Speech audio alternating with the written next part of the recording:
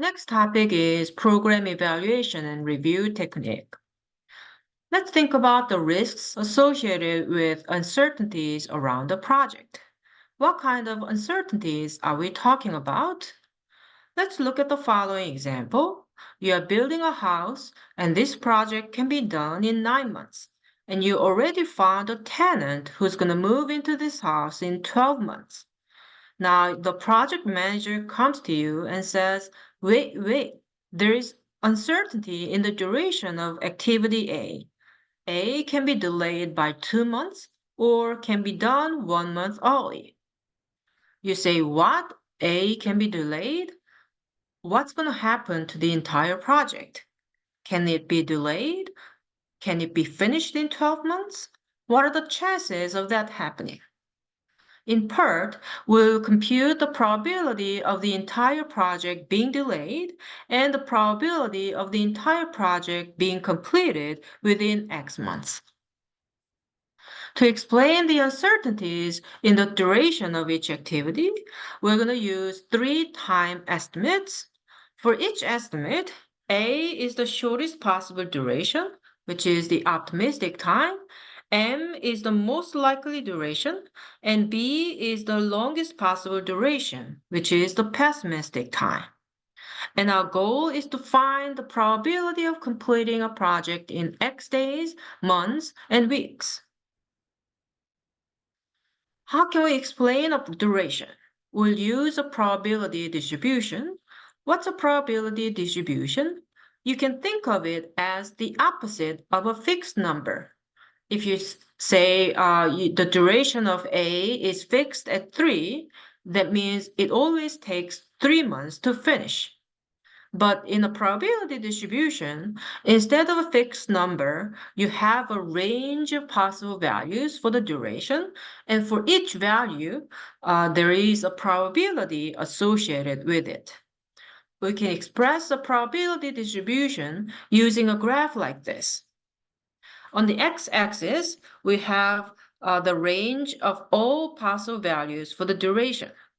And on the y-axis, we have the likelihood of each value.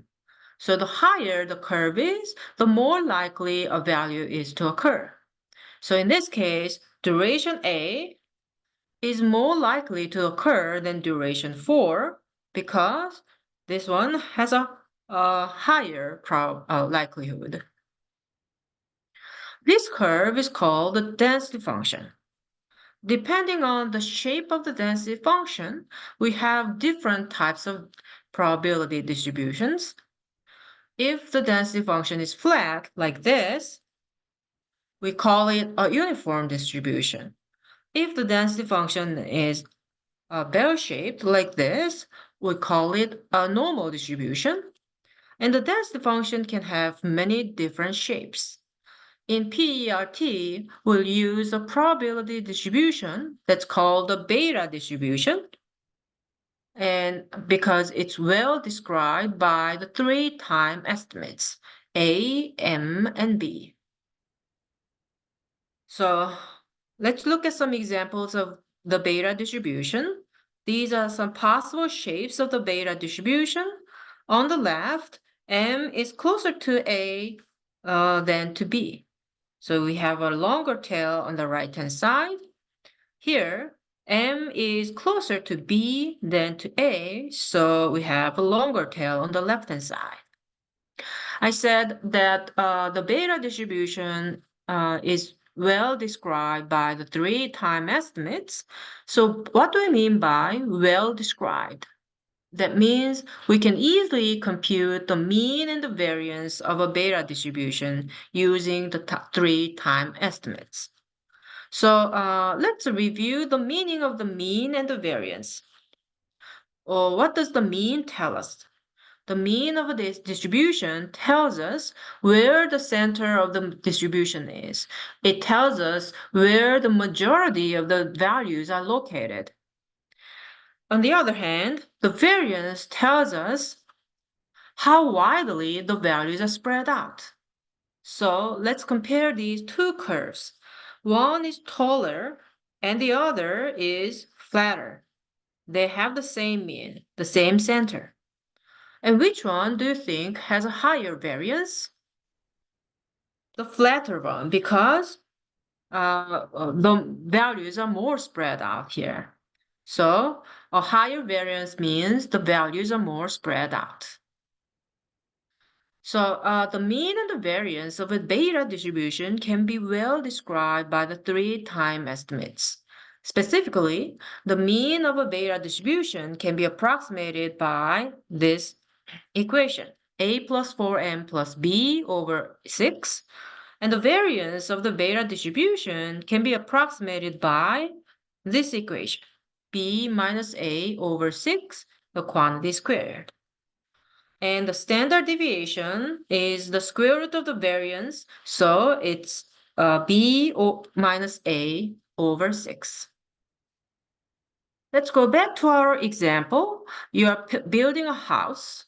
You are expecting to finish it in 9 months, and your project manager says, "What? Wait, A can be delayed by 2 months, or it can be done 1 month early." So you say, "What? Re-estimate the durations of all activities. Also, what are the chances of completing this project in 12 months?" So the project manager evaluates the duration of each activity and finds out A and M and B for each of these activities. Now, we want to compute the probability of finishing this project in 12 months. So to do that, first, we need to model each duration as a beta distribution. And we need to find the mean and the variance of each beta distribution. So A can be modeled as a beta distribution with A equal to 1, M equal to 3, and B equal to 5. Then what is its mean? And what is its variance? We can use this formula, A plus 4M plus B over 6. So we can plug in 1 for A, and 4 times M is 3 for A, and B is 5. And this equals 3. How about the variance of activity A? We can use the formula B minus A over 6 squared. So plug in B, which is 5, minus A, which is 1, quantity over 6 squared, that's equal to 0.44.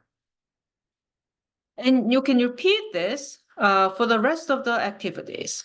So you can find the mean and the variance of each of these activities, and we get these numbers. Now, we can draw the network on activities on node network like this. And underneath each activity, you can put the duration, the mean durations. And you can also put the variance underneath each duration. So the mean duration of A is 3, and the variance of A's duration is 0.44. Next, we need to find the critical path using the mean durations. So to find the critical path, let's list all the sequences of activities between a project start and finish.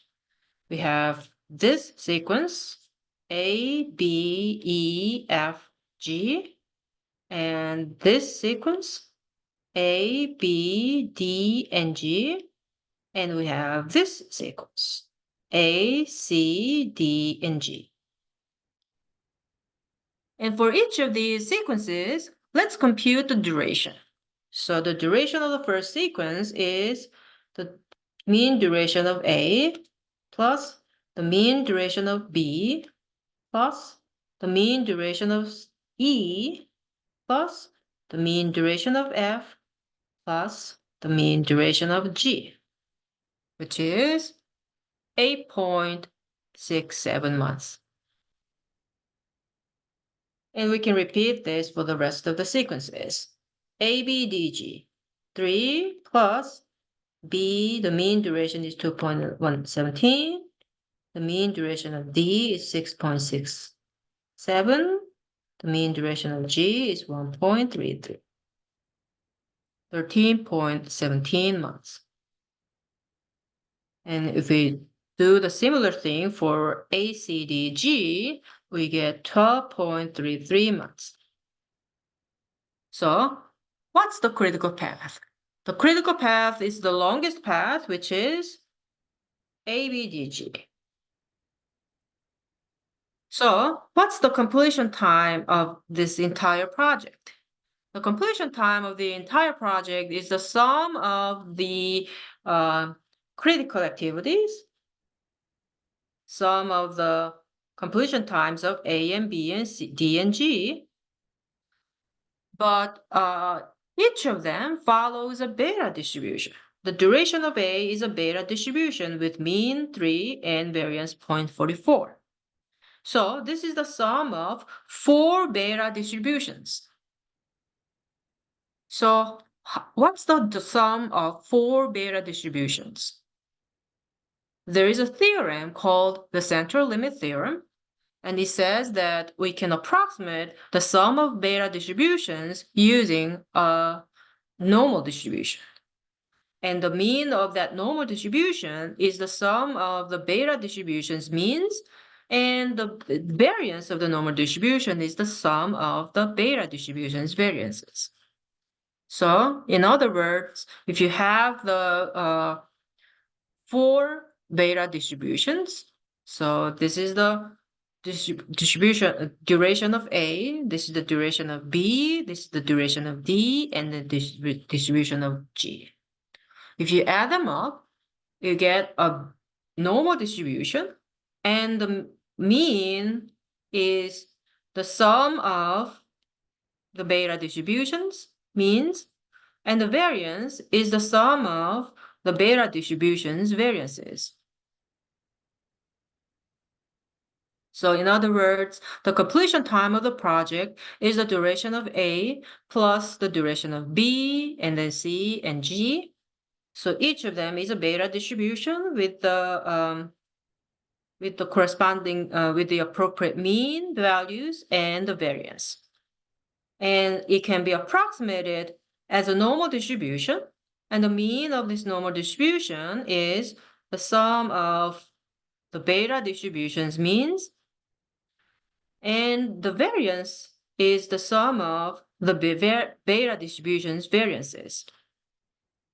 So we have the normal distribution with mean 13.17 and variance 1.24. So you can conclude the project's completion time is normally distributed with mean 13.17 and variance 1.24. Then what's the probability of completing the project in 12 months? If you look at the normal distribution, this is the distribution of the project's completion time. The mean is 13.17, the variance is 1.424, and here's 12 months. Then what's the probability of finishing the project in 12 months or less? What's the probability of drawing a value in this range? So that's the area underneath this curve to the left of 12.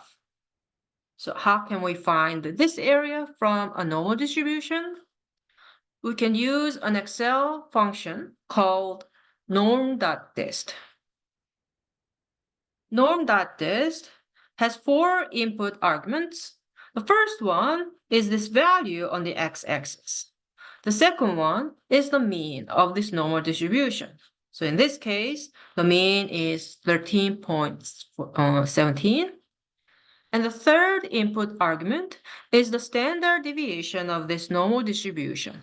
So since the variance is 1.24, the standard deviation is the square root of the variance. And the last input argument is either 0 or 1. If you enter 0, Excel will return the height of this curve at x. If you enter 1, Excel will return the area underneath the curve to the left of x. And since we want to find the area, we'll enter 1. So you can type this in Excel. Let's go to Excel.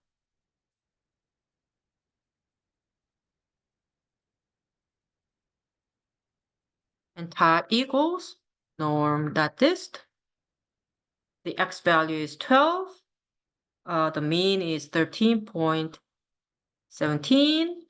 And the standard deviation is the square root of 1.24. And the last input is 1. Then Excel returns 0.1467. So if you want to express it and as a percentage, we can multiply by 100. That's around 15%.